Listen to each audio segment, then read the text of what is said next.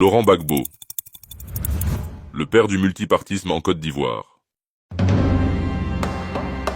31 mai 1945, au cœur du village de Mama, naît un enfant au regard calme, mais au feu intérieur.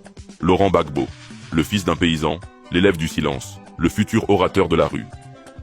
Élève studieux, esprit rebelle. Dans les années 60, il découvre les livres et la politique. L'indépendance vient à peine d'être proclamée. Mais pour lui, cette indépendance ne suffit pas. Il veut une vraie libération, économique, sociale, culturelle. Il veut l'émancipation totale du peuple noir. Plus tard, il devient professeur d'histoire, mais l'histoire ne l'intéresse pas qu'en classe. Il veut la faire. Très vite, il dérange.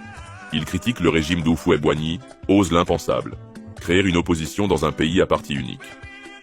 1982, Laurent Gbagbo est arrêté, parce qu'il a osé défier l'ordre établi, parce qu'il a exigé ce que beaucoup n'osaient plus réclamer, la démocratie. Derrière les murs froids de sa cellule, il ne plie pas.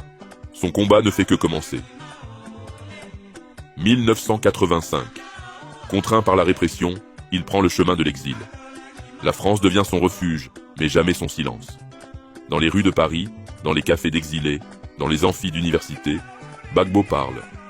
Il raconte l'Afrique bâillonnée. Il rassemble les déçus, les opprimés, les rêveurs d'une autre Côte d'Ivoire. À la lueur des bougies, dans de modestes appartements, il rédige ses manifestes. Il bâtit son idéologie. Il veut plus qu'une simple opposition. Il rêve d'un vrai parti, enraciné dans le peuple, porté par ses luttes, forgé dans ses douleurs.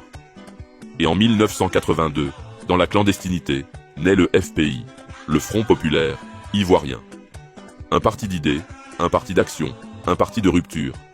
L'étincelle qui bientôt mettra fin au monopole politique en Côte d'Ivoire. La même année, il rentre au pays. Et là, dans le silence d'un salon officiel, se produit une scène que l'histoire retiendra. Houphouët-Boigny accepte de le recevoir. D'un côté, le vieux roi, fatigué, mais lucide. De l'autre, le jeune lion aux yeux de feu. Laurent ose, il parle franc. Il dit à Houphouët qu'il faut laisser le multipartisme, qu'il faut ouvrir le jeu, qu'un seul parti ne suffit plus à la jeunesse d'un pays. Et Houphouët écoute. Ce jour-là, le vieux n'a pas cédé, mais il a compris. L'avenir parle déjà, et il a le timbre de Gbagbo. 1990. La Côte d'Ivoire s'ouvre au multipartisme. Laurent rentre au pays avec une idée en tête. Accéder au pouvoir par les urnes. Mais Houphouët est toujours là. Le combat ne fait que commencer. À la mort du vieux en 1993, un nouveau chapitre s'ouvre. Le régime vacille, Bédié prend les rênes. Gbagbo s'impose comme le principal opposant. Il dénonce l'ivoirité, défend les exclus, parle aux oubliés.